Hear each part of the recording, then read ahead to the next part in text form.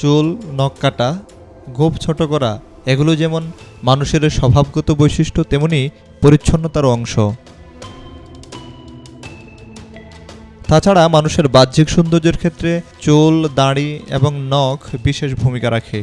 এজন্য শখের বশে বড় চুল রাখতেও স্বাচ্ছন্দ্য বোধ করেন অনেকেই। পবিত্র মাহে রমজানের এই সময়ে সিয়াম সাধনার কারণে অনেকের মনেই প্রশ্ন জাগে, রোজা রেখে চুল কিংবা নখ কাটা যাবে কিনা।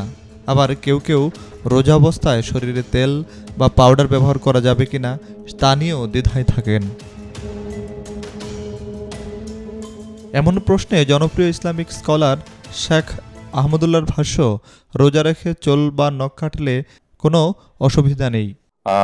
চুল নখ রোজা অবস্থায় কাটা যাবে, তাতে কোনো অসুবিধা নেই, রোজার কোনো ক্ষতি হবে না। সহিহ বুখারী হাদিস শরীফে বলা আছে, রাসূল সাল্লাল্লাহু আলাইহি সাল্লামের মাথার চুল কাঁধ পর্যন্ত স্পর্শ করত।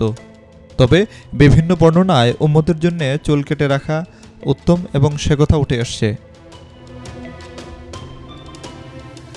ডেস্ক রিপোর্ট, বিনিউজ 24।